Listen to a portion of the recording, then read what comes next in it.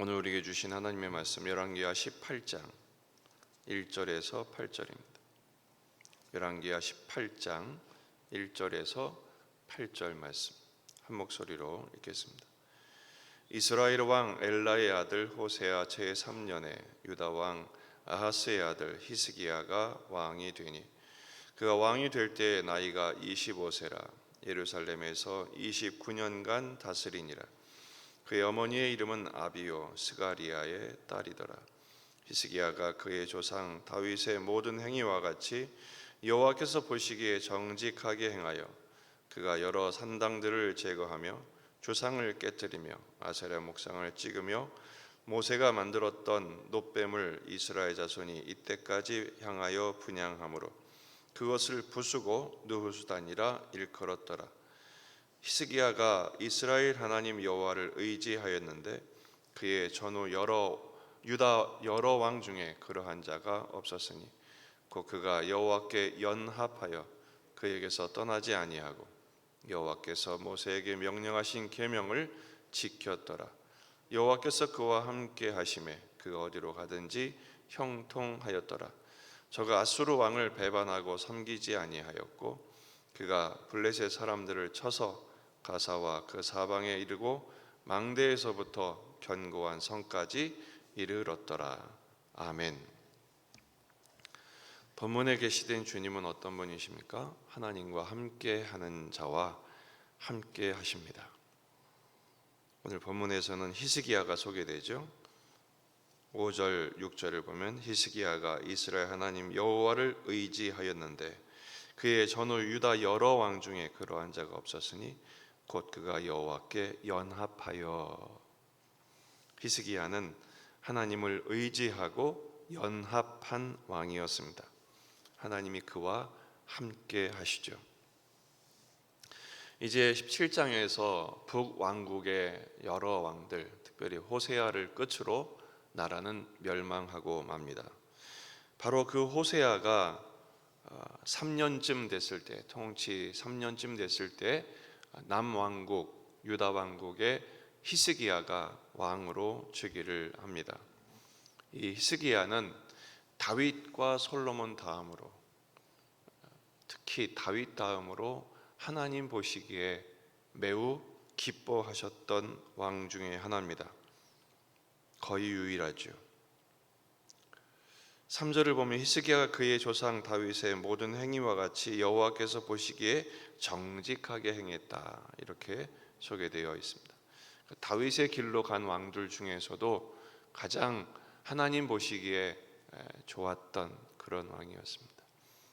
히스기야의 생애는 하나님을 의지하고 연합한 인생이었습니다.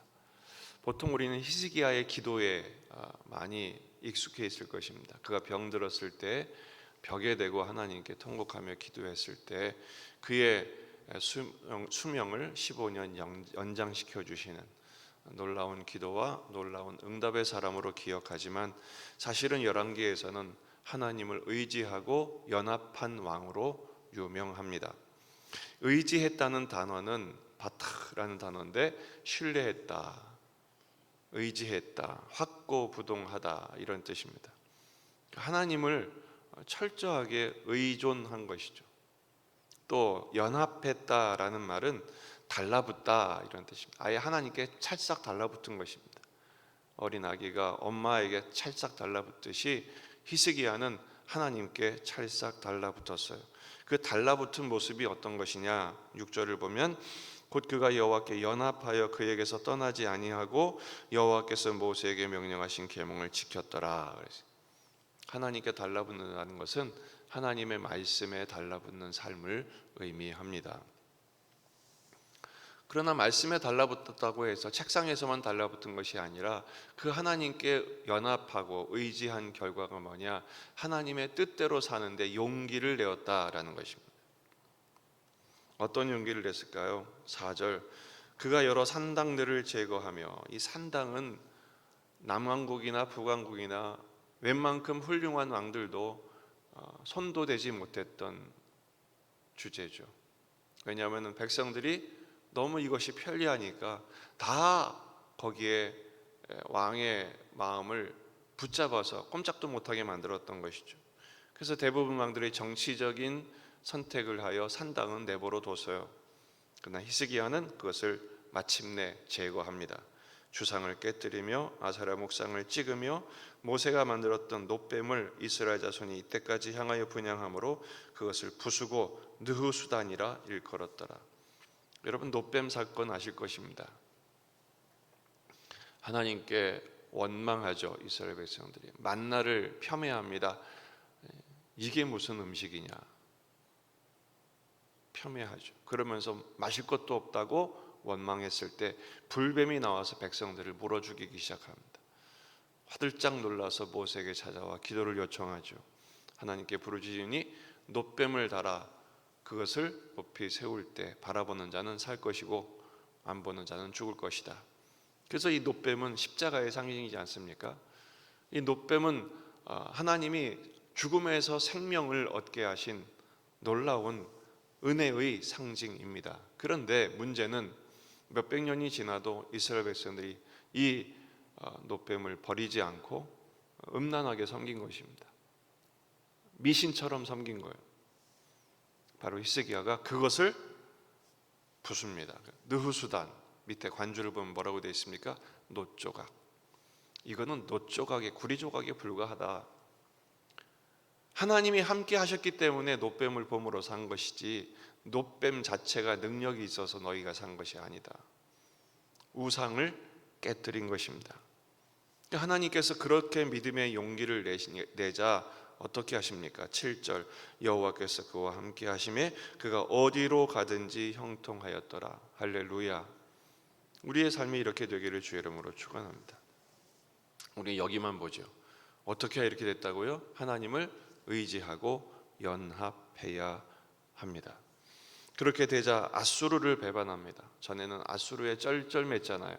남왕국도 그랬고 북왕국도 그랬고, 북왕국은 아수르를 의지하다가 배신하여 결국 망하게 된 그런 상황인데, 히스기야는 아수르를 버립니다. 왜요? 하나님을 선택했기 때문입니다. 그리고 블레셋을 쳐서 망대를 세우고 견고한 성까지 세우게 됩니다.